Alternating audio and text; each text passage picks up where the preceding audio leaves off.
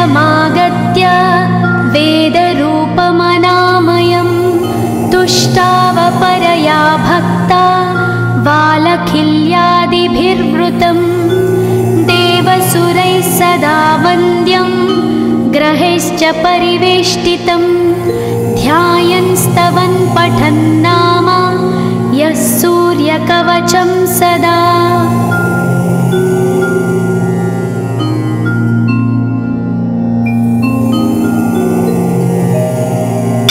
कवचं गृणिः पातु शिरोदेशं सूर्यः पालं च पातु मे आदित्यो लोचने पातु श्रुतिपातः प्रभाकरः घ्राणं पातु सदा भानो अर्कपातु तथा।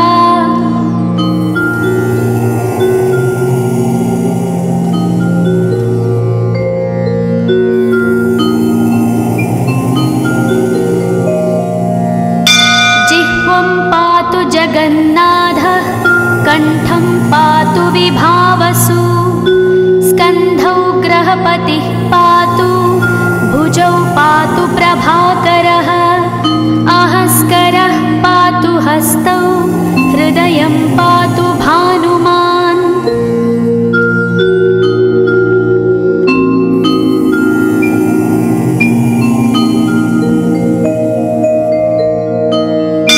मध्यं च पातु सप्ताश्वो नाभिं पातु नभोमणिः द्वादशात्मा कटिं पातु सविता पातु सक्तिनी ऊरू पातु सुरश्रेष्ठो जानुनी पातु भास्करः जङ्घे पातु च मार्ताण्डो गुल्फौ पातु त्विषाम्पतिः।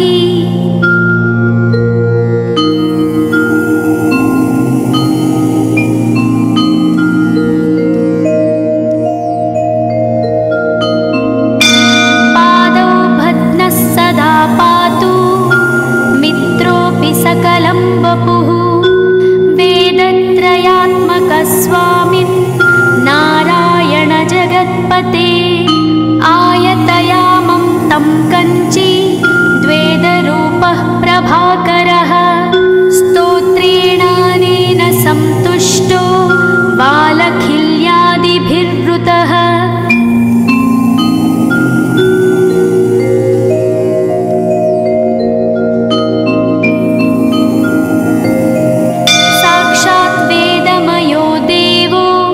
रथारूढः समागतः तं दृष्ट्या सहस्तोत्थाय दण्डवत् प्रणमन् भुवि कृताञ्जलिपुटो भूत्वा सूर्यस्याग्रे स्तुवत्तदा वेदमूर्तिः महाभागो ज्ञानदृष्टिर्विचार्य च ब्रह्मणा स्थापितं पूर्वं यथा यमाविवर्जितम्।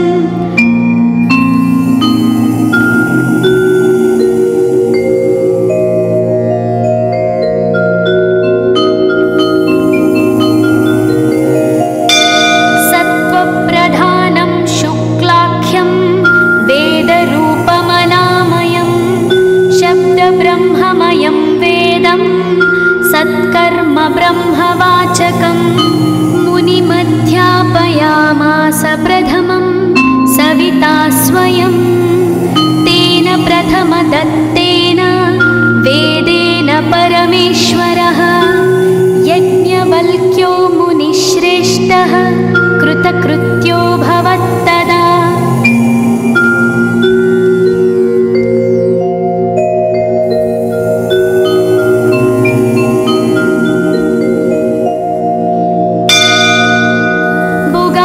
सकलान् वेदान् ज्ञातवान् सूर्यसन्निधौ इदं स्तोत्रं महापुण्यं पवित्रं पापनाशनं यः पठेच्छृणुयाद्वापि सर्वपापैः प्रमुच्यते वेदार्थज्ञानसम्पन्नः सूर्यलोकमवाप्नुयात्।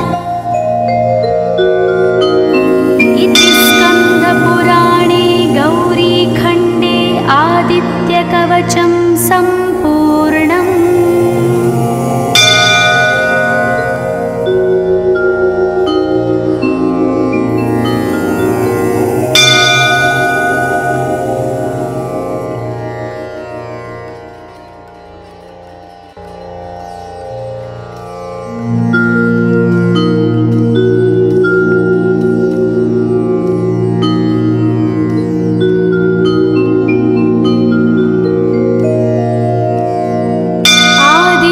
कवचं ध्यानम् उदयाचलमागत्य वेदरूपमनामयं तुष्टावपरया भक्ता वालखिल्यादिभिर्वृतं देवसुरैः सदा वन्द्यं ग्रहैश्च परिवेष्टितं ध्यायन् स्तवन् पठन् नाम यः सूर्यकवचं सदा।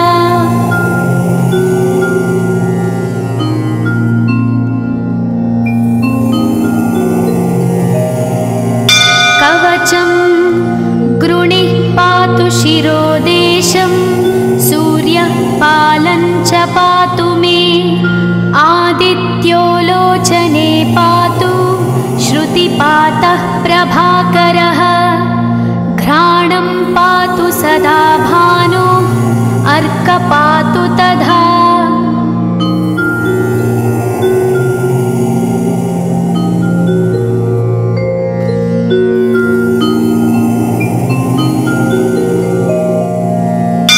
जिह्वं पातु जगन्नाथः कण्ठं पातु विभावसु स्कन्धौ ग्रहपतिः पातु भुजौ पातु प्रभाकरः अहस्करः पातु हस्तौ हृदयं पातु भानुमान्।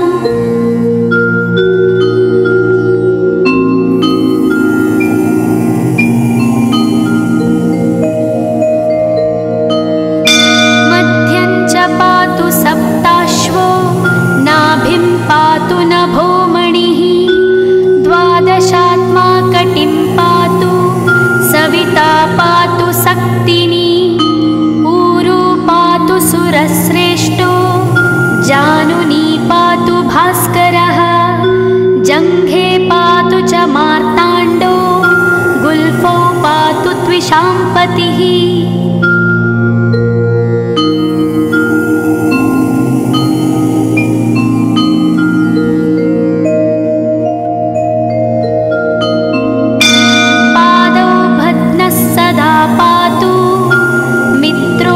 सकलं वपुः वेदत्रयात्मकस्वामिन् नारायण जगत्पते आयतयामं तं कञ्ची द्वेदरूपः प्रभाकरः स्तोत्रेणानेन सन्तुष्टो वालखिल्यादिभिर्वृतः।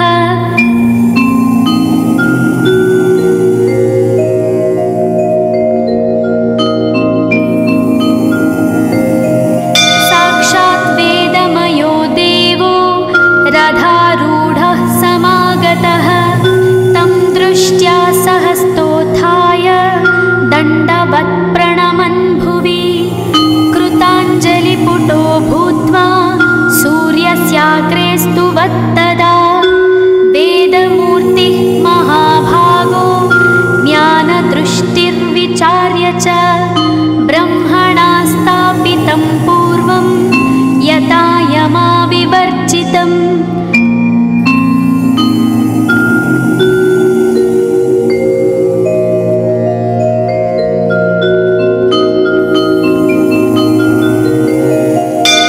सत्त्वप्रधानं शुक्लाख्यं वेदरूपमनामयं शब्दब्रह्ममयं वेदं सत्कर्म ब्रह्मवाचकम् मुनिमध्यापयामास प्रथमं सविता स्वयं तेन प्रथमदत्तेन वेदेन परमेश्वरः यज्ञवल्क्यो मुनिश्रेष्ठः कृतकृत्यो भवत्तदा।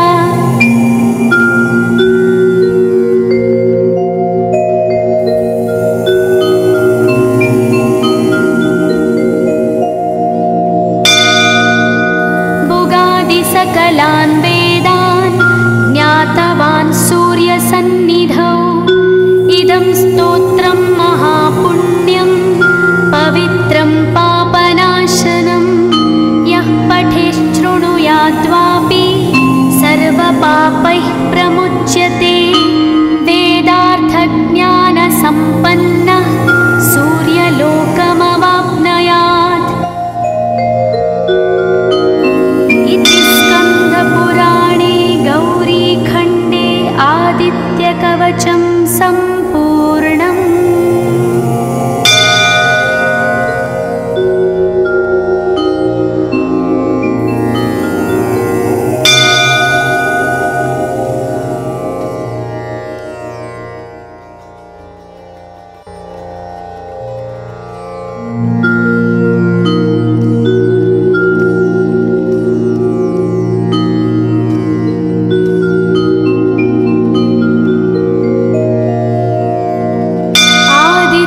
कवचं ध्यानम् उदयाचलमागत्य वेदरूपमनामयं तुष्टावपरया भक्ता वालखिल्यादिभिर्वृतं देवसुरैः सदा वन्द्यं ग्रहैश्च परिवेष्टितं ध्यायन् स्तवन् पठन् नाम यः सूर्यकवचं सदा।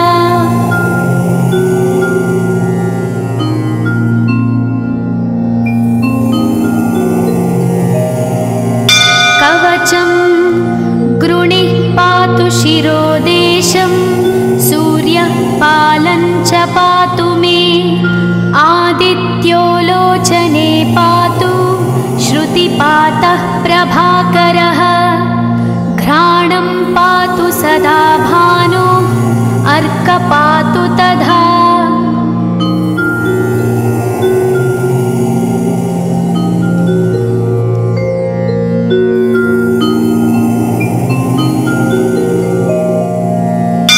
जिह्वं पातु जगन्नाथः कण्ठं पातु विभावसु स्कन्धौ ग्रहपतिः पातु भुजौ पातु प्रभाकरः अहस्करः पातु हस्तौ हृदयं पातु भानुमान्।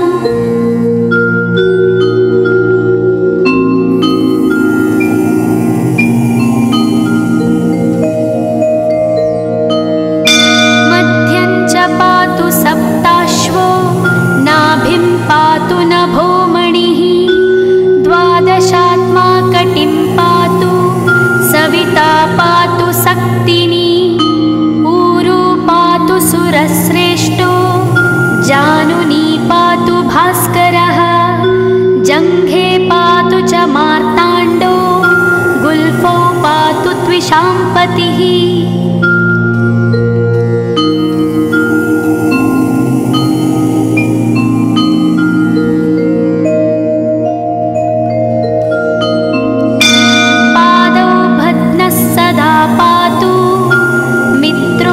सकलं वपुः वेदत्रयात्मकस्वामिन् नारायण जगत्पते आयतयामं तं कञ्ची द्वेदरूपः प्रभाकरः स्तोत्रेणानेन सन्तुष्टो वालखिल्यादिभिर्वृतः।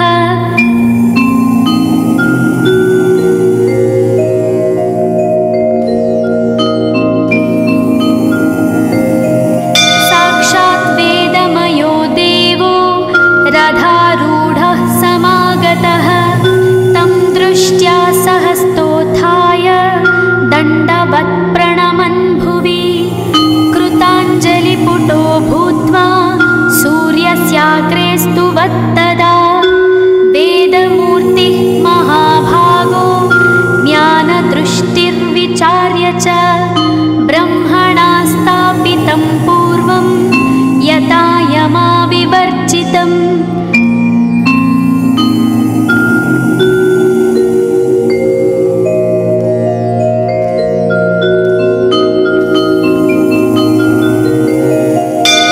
सत्त्वप्रधानं शुक्लाख्यं वेदरूपमनामयं शब्दब्रह्ममयं वेदं सत्कर्म ब्रह्मवाचकम् मुनिमध्यापयामास प्रथमं सविता स्वयं तेन प्रथमदत्तेन वेदेन परमेश्वरः यज्ञवल्क्यो मुनिश्रेष्ठः कृतकृत्यो भवत्तदा।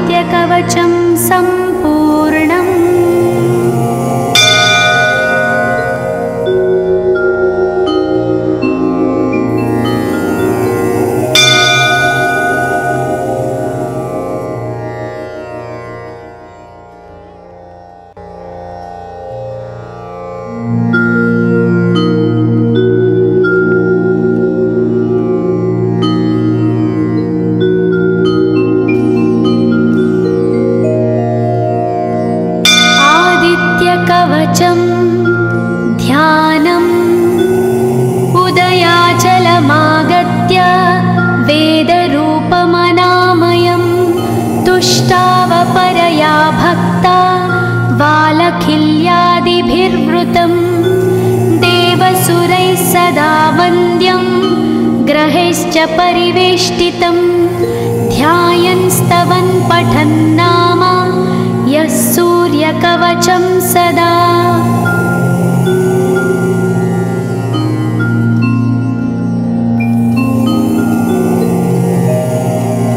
कवचं गृणिः पातु शिरोदेशं सूर्यः पालं च पातु मे आदित्यो लोचने पातु श्रुतिपातः प्रभाकरः घ्राणं पातु सदा भानो अर्कपातु तथा।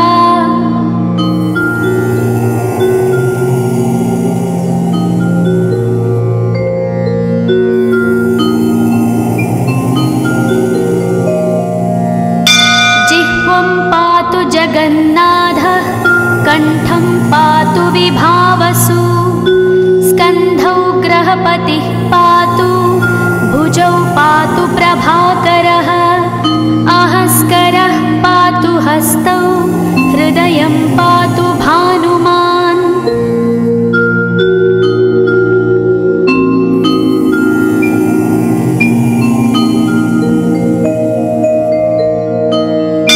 मध्यं च पातु सप्ताश्वो नाभिं पातु नभोमणिः द्वादशात्मा कटिं पातु सविता पातु सक्तिनी ऊरू पातु सुरश्रेष्ठो जानुनी पातु भास्करः जङ्घे पातु च मार्ताण्डो गुल्फौ पातु त्विषाम्पतिः।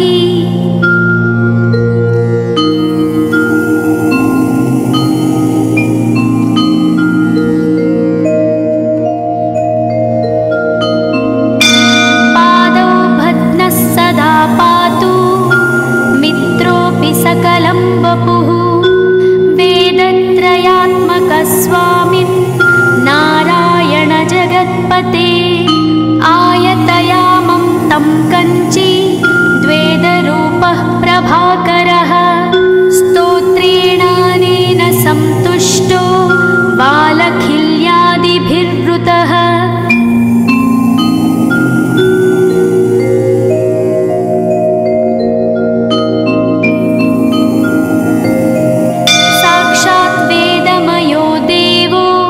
रथारूढः समागतः तं दृष्ट्या सहस्तोत्थाय दण्डवत् प्रणमन् भुवि कृताञ्जलिपुटो भूत्वा सूर्यस्याग्रे स्तुवत्तदा वेदमूर्तिः महाभागो ज्ञानदृष्टिर्विचार्य च ब्रह्मणा स्थापितं पूर्वं यथा यमाविवर्जितम्।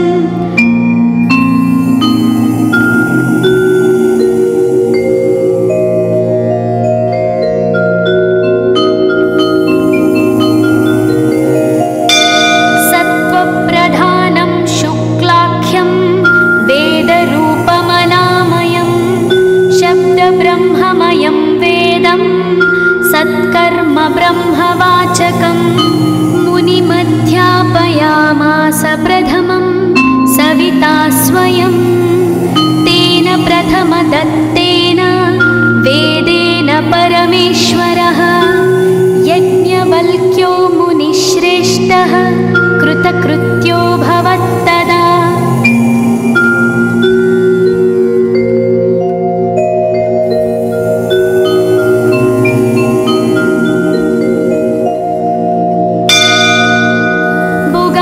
सकलान् वेदान् ज्ञातवान् सूर्यसन्निधौ इदं स्तोत्रं महापुण्यं पवित्रं पापनाशनं यः पठेच्छृणुयाद्वापि सर्वपापैः प्रमुच्यते वेदार्थज्ञानसम्पन्नः सूर्यलोकमवाप्नुयात्।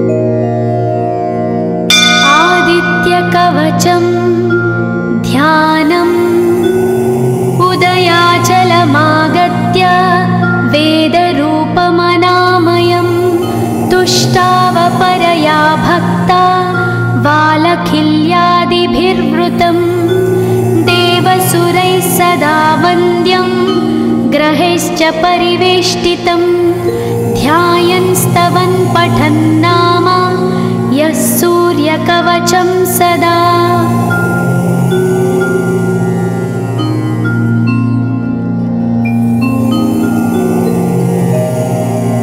कवचं गृणिः पातु शिरोदेशं सूर्यः पालं च पातु मे आदित्यो लोचने पातु श्रुतिपातः प्रभाकरः घ्राणं पातु सदा भानो अर्कः पातु तथा।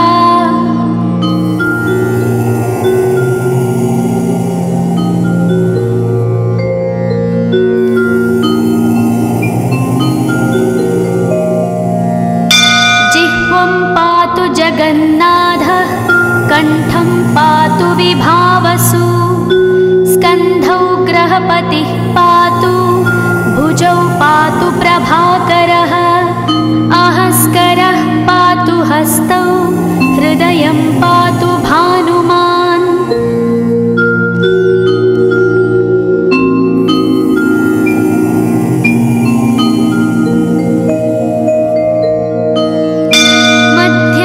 पातु सप्ताश्वो नाभिं पातु नभोमणिः द्वादशात्मा कटिं पातु सविता पातु सक्तिनी ऊरू पातु सुरश्रेष्ठो जानुनी पातु भास्करः जङ्घे पातु च मार्ताण्डो गुल्फौ पातु त्विषाम्पतिः।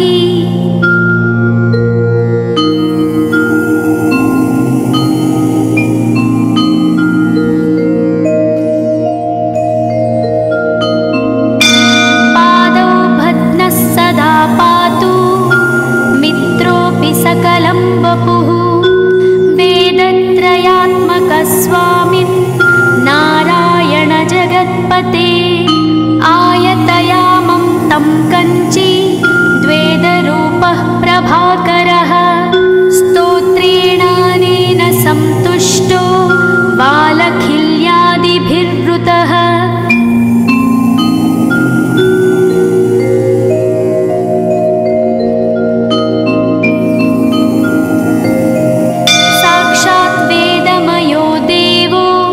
रथारूढः समागतः तं दृष्ट्या सहस्तोत्थाय दण्डवत् प्रणमन् भुवि कृताञ्जलिपुटो भूत्वा सूर्यस्याग्रे स्तुवत्तदा वेदमूर्तिः महाभागो ज्ञानदृष्टिर्विचार्य च ब्रह्मणा स्थापितं पूर्वं यथा यमाविवर्जितम्।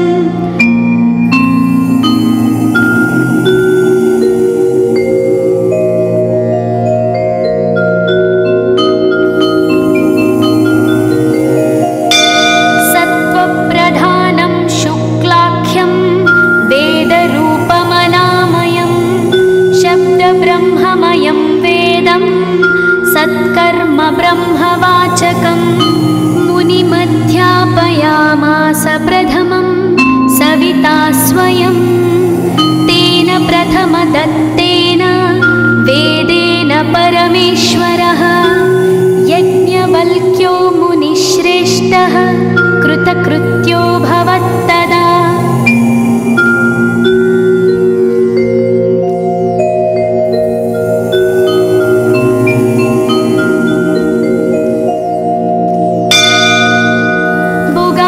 सकलान् वेदान् ज्ञातवान् सूर्यसन्निधौ इदं स्तोत्रं महापुण्यं पवित्रं पापनाशनं यः पठेच्छृणुयाद्वापि सर्वपापैः प्रमुच्यते वेदार्थज्ञानसम्पन्नः सूर्यलोकमवाप्नुयात्।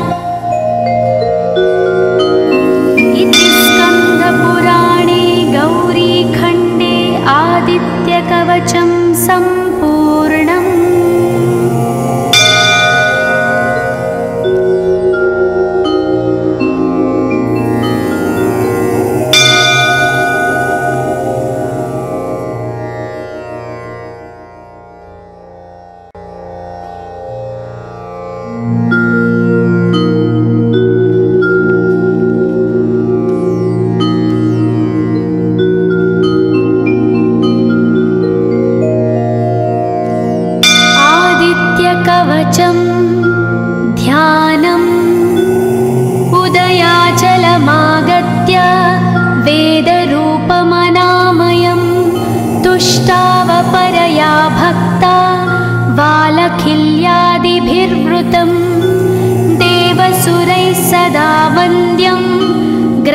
सूर्यैश्च परिवेष्टितं ध्यायन् स्तवन् पठन् नाम यः सूर्यकवचं सदा।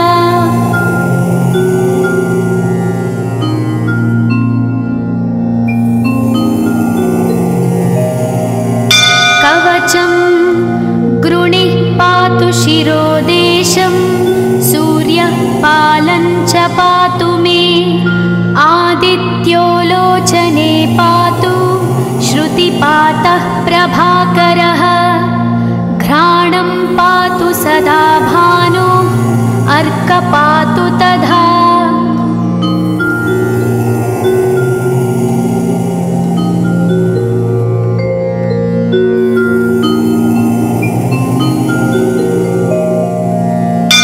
जिह्वं पातु जगन्नाथः कण्ठं पातु विभावसु स्कन्धौ ग्रहपतिः पातु भुजौ पातु प्रभाकरः आहस्करः पातु हस्तौ हृदयं पातु भानुमान्।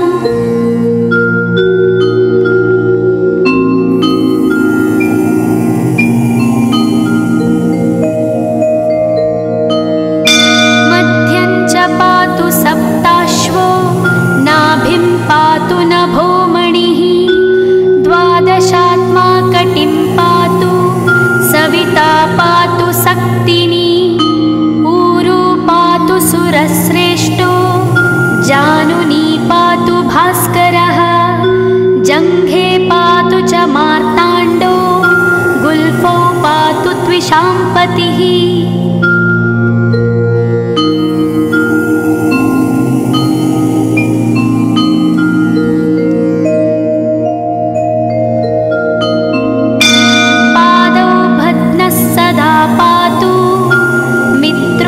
सकलं वपुः वेदत्रयात्मकस्वामिन् नारायण जगत्पते आयतयामं तं कञ्ची द्वेदरूपः प्रभाकरः स्तोत्रेणानेन सन्तुष्टो बालखिल्यादिभिर्वृतः।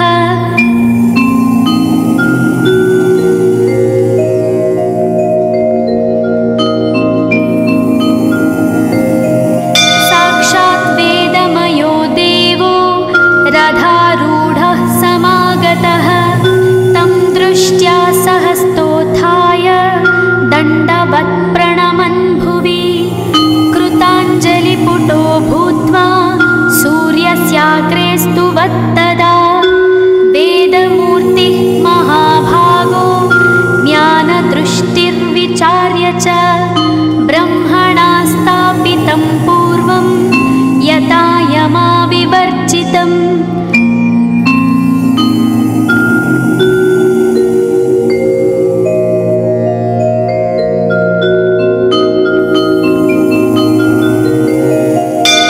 सत्त्वप्रधानं शुक्लाख्यं वेदरूपमनामयं शब्दब्रह्ममयं वेदं सत्कर्म ब्रह्मवाचकम् मुनिमध्यापयामास प्रथमं सविता स्वयं तेन प्रथमदत्तेन वेदेन परमेश्वरः यज्ञवल्क्यो मुनिश्रेष्ठः कृतकृत्यो भवत्तदा।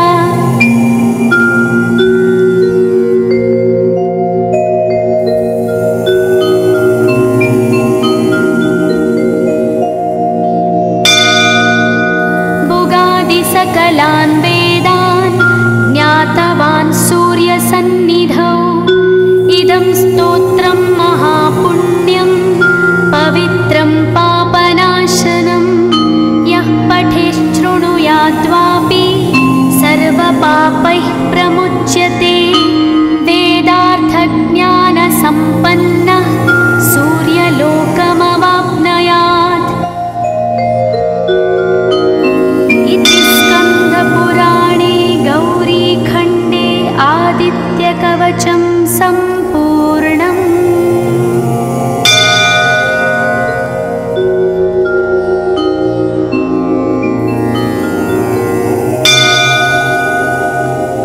ॐ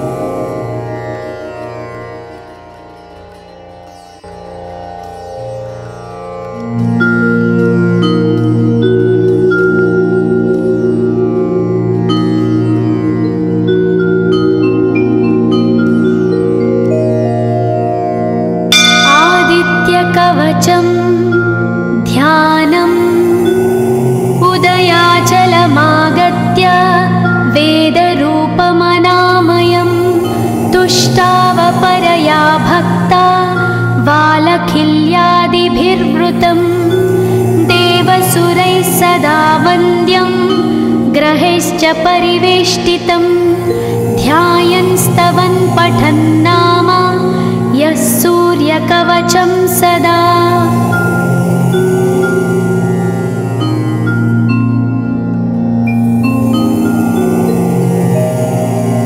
कवचं गृणिः पातु शिरोदेशं सूर्यः पालं च पातु मे आदित्यो लोचने पातु श्रुतिपातः प्रभाकरः घ्राणं पातु सदा भानो अर्कपातु तथा।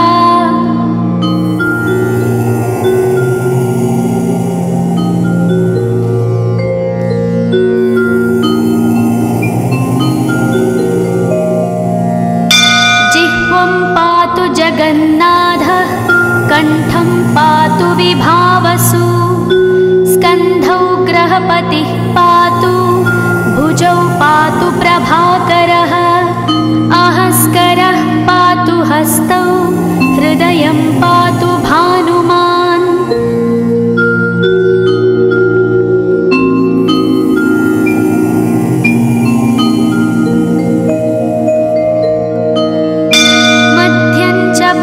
सप्ताश्वो नाभिं पातु नभोमणिः द्वादशात्मा कटिं पातु सविता पातु सक्तिनी ऊरू पातु सुरश्रेष्ठो जानुनी पातु भास्करः जङ्घे पातु च मार्ताण्डो गुल्फौ पातु त्विषाम्पतिः।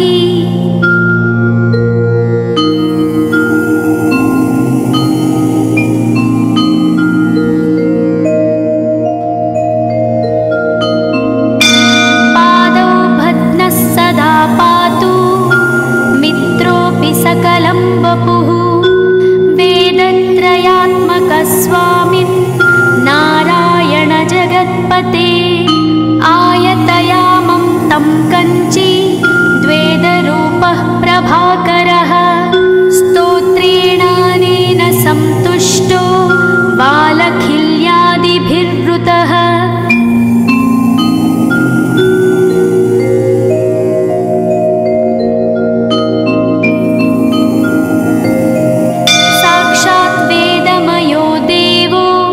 रथारूढः समागतः तं दृष्ट्या सहस्तोत्थाय दण्डवत् प्रणमन् भुवि कृताञ्जलिपुटो भूत्वा सूर्यस्याग्रे स्तुवत्तदा वेदमूर्तिः महाभागो ज्ञानदृष्टिर्विचार्य च ब्रह्मणा स्थापितं पूर्वं यथा यमाविवर्जितम्।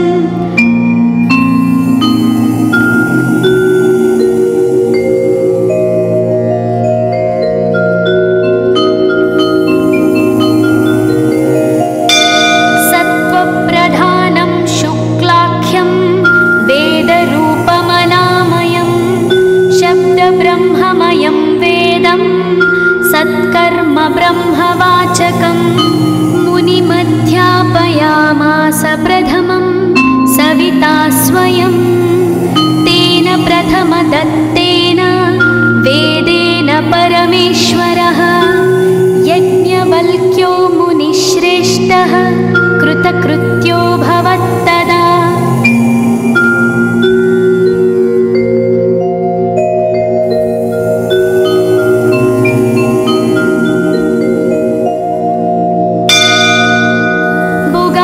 सकलान् वेदान् ज्ञातवान् सूर्यसन्निधौ इदं स्तोत्रं महापुण्यं पवित्रं पापनाशनं यः पठेच्छृणुयाद्वापि सर्वपापैः प्रमुच्यते वेदार्थज्ञानसम्पन्नः सूर्यलोकमवाप्नुयात्। स्कन्दपुराणे गौरीखण्डे आदित्यकवचं सम्पूर्णम्।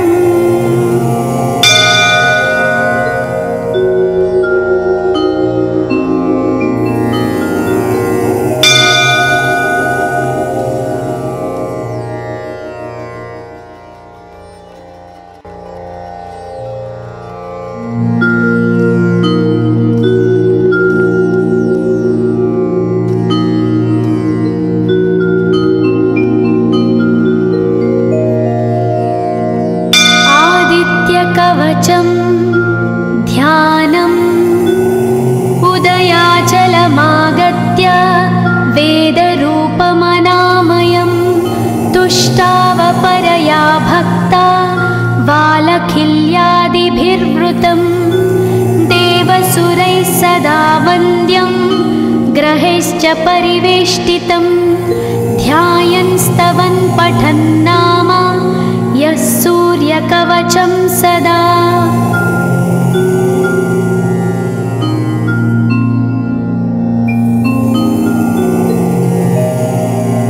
कवचं गृणिः पातु शिरोदेशं सूर्यः पालं च पातु मे आदित्यो लोचने पातु श्रुतिपातः प्रभाकरः घ्राणं पातु सदा भानो अर्कपातु तथा।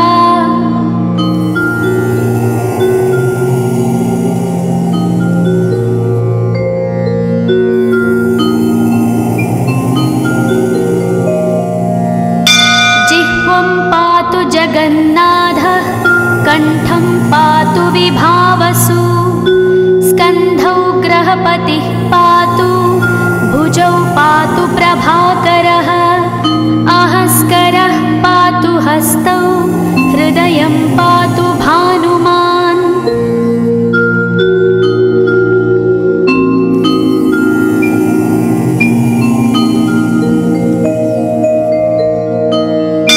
मध्यं च पातु सप्ताश्वो नाभिं पातु नभोमणिः द्वादशात्मा कटिं पातु सविता पातु सक्तिनी ऊरू पातु सुरश्रेष्ठो जानुनी पातु भास्करः जङ्घे पातु च मार्ताण्डो गुल्फौ पातु त्विषाम्पतिः।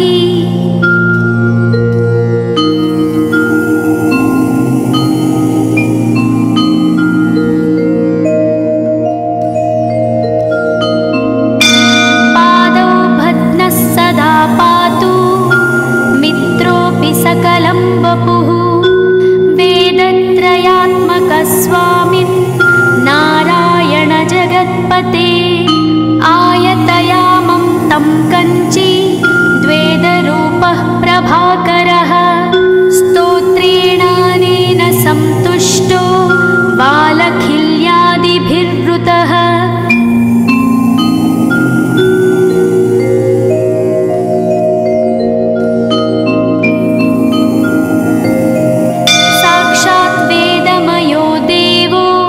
रथारूढः समागतः तं दृष्ट्या सहस्तोत्थाय दण्डवत् प्रणमन् भुवि कृताञ्जलिपुटो भूत्वा सूर्यस्याग्रे स्तुवत्तदा वेदमूर्तिः महाभागो ज्ञानदृष्टिर्विचार्य च ब्रह्मणा स्थापितं पूर्वं यथा यमाविवर्जितम्।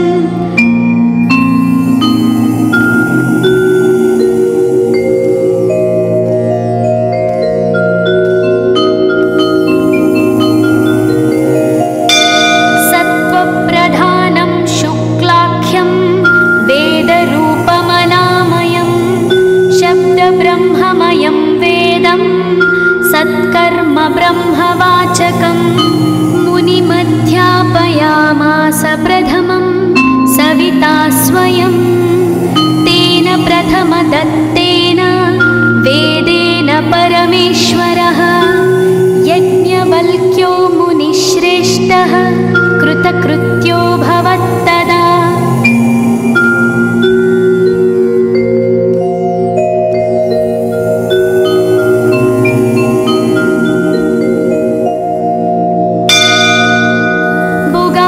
सकलान् वेदान् ज्ञातवान् सूर्यसन्निधौ इदं स्तोत्रं महापुण्यं पवित्रं पापनाशनं यः पठेच्छृणुयाद्वापि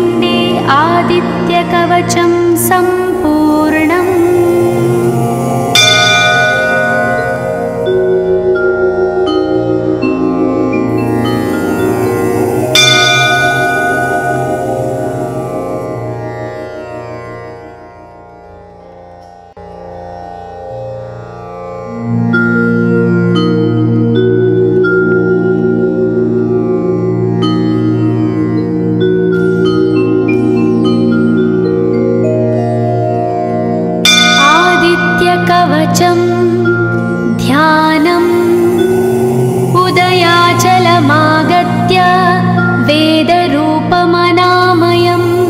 तुष्टावपरया भक्ता वालखिल्यादिभिर्वृतं देवसुरैः सदा वन्द्यं ग्रहैश्च परिवेष्टितं ध्यायन् स्तवन् पठन् नाम यः सूर्यकवचं सदा।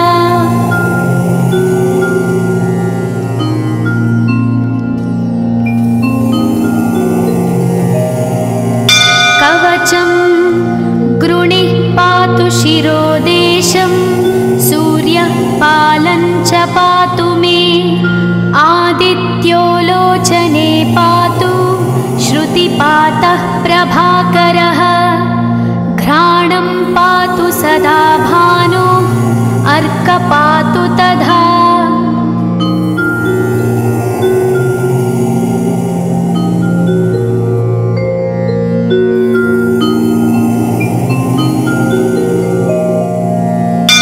जिह्वं पातु जगन्नाथः कण्ठं पातु विभावसु स्कन्धौ ग्रहपतिः पातु भुजौ पातु प्रभाकरः अहस्करः पातु हस्तौ हृदयं पातु भानुमान्।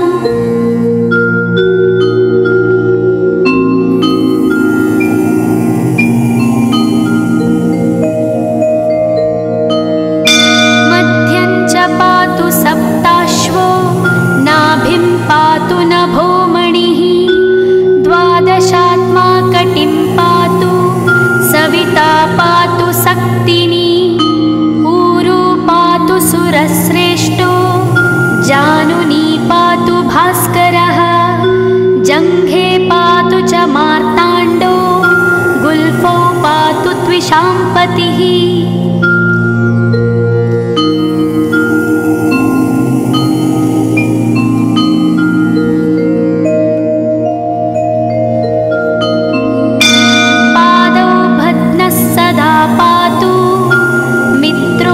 सकलं वपुः वेदत्रयात्मकस्वामिन् नारायण जगत्पते आयतयामं तं कञ्ची द्वेदरूपः प्रभाकरः स्तोत्रेणानेन सन्तुष्टो वालखिल्यादिभिर्वृतः।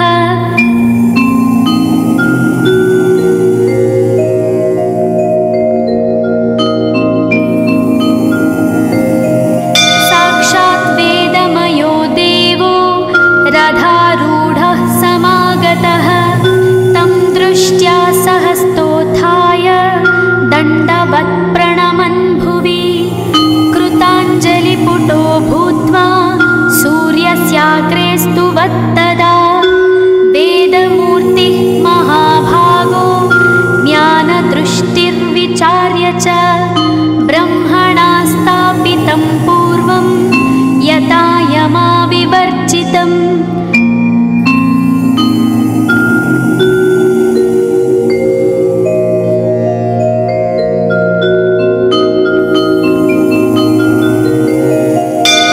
सत्त्वप्रधानं शुक्लाख्यं वेदरूपमनामयं शब्दब्रह्ममयं वेदं सत्कर्म ब्रह्मवाचकम् मुनिमध्यापयामास प्रथमं सविता स्वयं तेन प्रथमदत्तेन वेदेन परमेश्वरः यज्ञवल्क्यो मुनिश्रेष्ठः कृतकृत्यो भवत्तदा।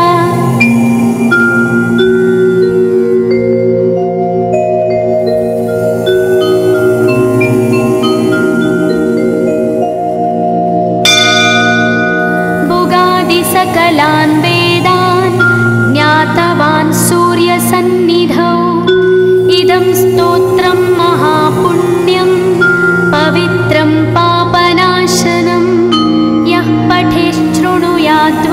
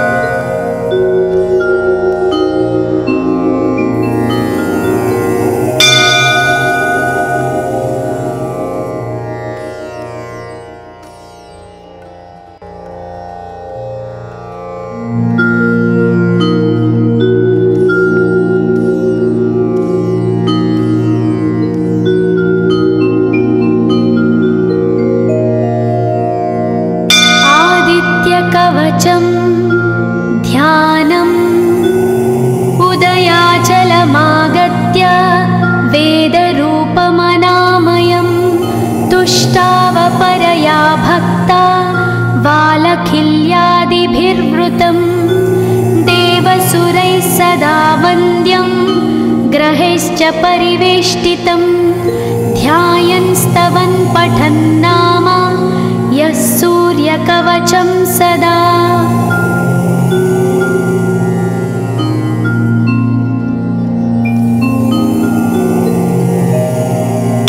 कवचं गृणिः पातु शिरोदेशं सूर्यः पालं च पातु मे आदित्यो लोचने पातु श्रुतिपातः प्रभाकरः घ्राणं पातु सदा भानो अर्कः पातु तथा।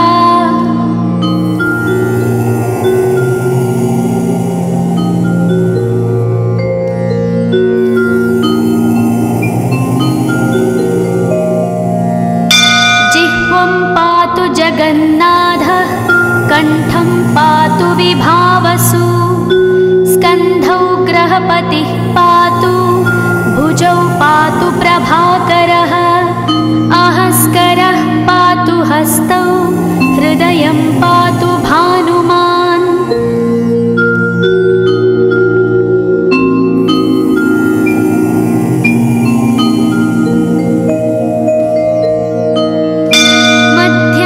पातु सप्ताश्वो नाभिं पातु नभोमणिः द्वादशात्मा कटिं पातु सविता पातु सक्तिनी ऊरू पातु सुरश्रेष्ठो जानुनी पातु भास्करः जङ्घे पातु च मार्ताण्डो गुल्फौ पातु त्विषाम्पतिः।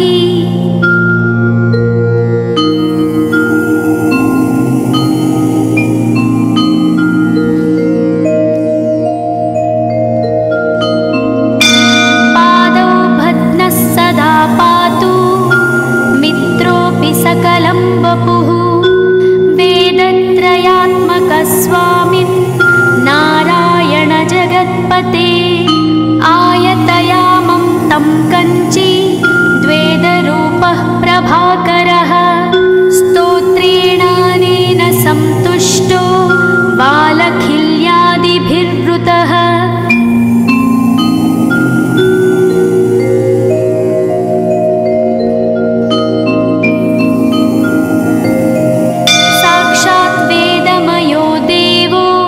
रथारूढः समागतः तं दृष्ट्या सहस्तोत्थाय दण्डवत् प्रणमन् भुवि कृताञ्जलिपुटो भूत्वा सूर्यस्याग्रे स्तुवत्तदा वेदमूर्तिः महाभागो ज्ञानदृष्टिर्विचार्य च ब्रह्मणा स्थापितं पूर्वं यथा यमाविवर्जितम्।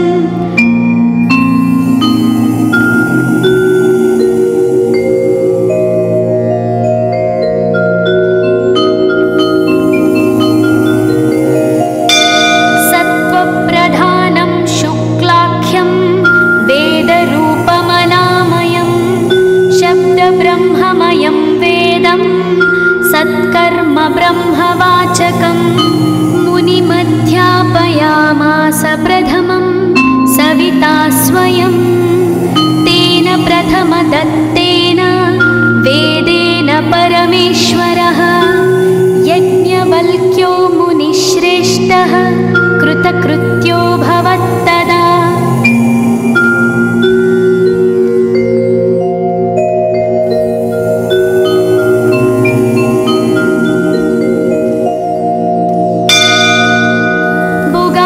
सकलान् वेदान् ज्ञातवान् सूर्यसन्निधौ इदं स्तोत्रं महापुण्यं पवित्रं पापनाशनं यः पठेत् शृणुयाद्वापि सर्वपापैः प्रमुच्यते वेदार्थज्ञानसम्पन्नः सूर्यलोकमवाप्नुयात्।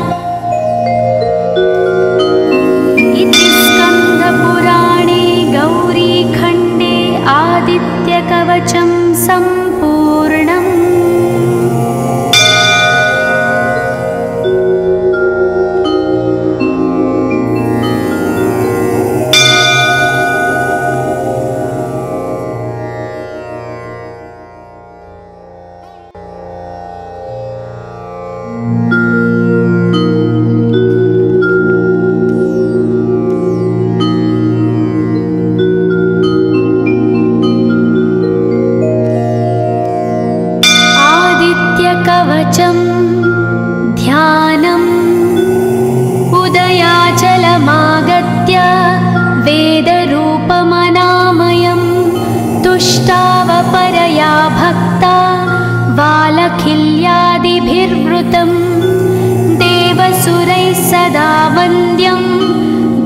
सूर्यैश्च परिवेष्टितं ध्यायन् स्तवन् पठन् नाम यः सूर्यकवचं सदा।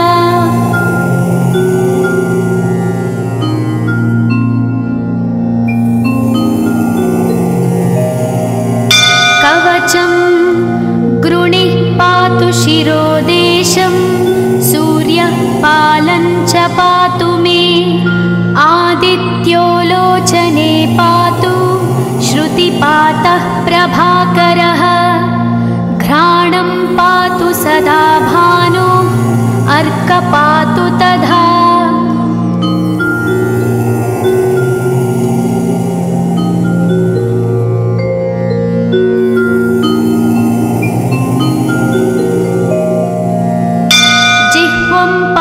जगन्नाथः कण्ठं पातु विभावसु स्कन्धौ ग्रहपतिः पातु भुजौ पातु प्रभाकरः अहस्करः पातु हस्तौ हृदयं पातु भानुमान्।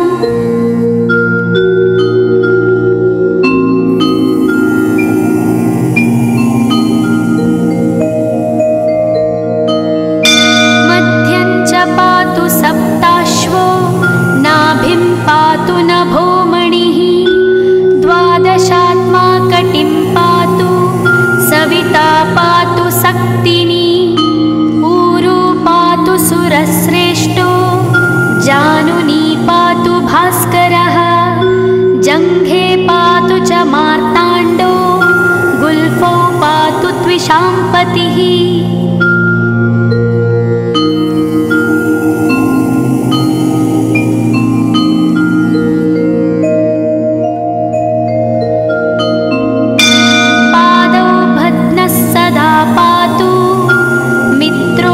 सकलं वपुः वेदत्रयात्मकस्वामिन् नारायण जगत्पते आयतयामं तं कञ्ची द्वेदरूपः प्रभाकरः स्तोत्रेणानेन सन्तुष्टो बालखिल्यादिभिर्वृतः।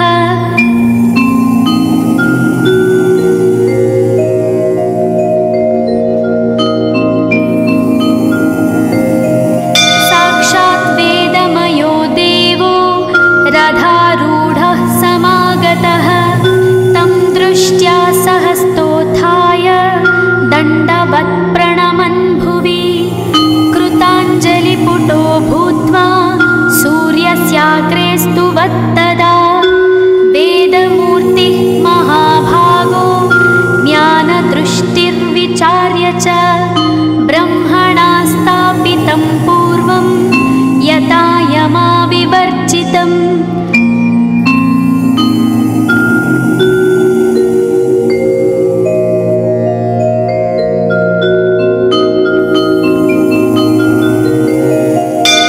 सत्त्वप्रधानं शुक्लाख्यं वेदरूपमनामयं शब्दब्रह्ममयं वेदं सत्कर्म ब्रह्मवाचकम् मुनिमध्यापयामास प्रथमं सविता स्वयं तेन प्रथमदत्तेन वेदेन परमेश्वरः यज्ञवल्क्यो मुनिश्रेष्ठः कृतकृत्यो भवत्तदा।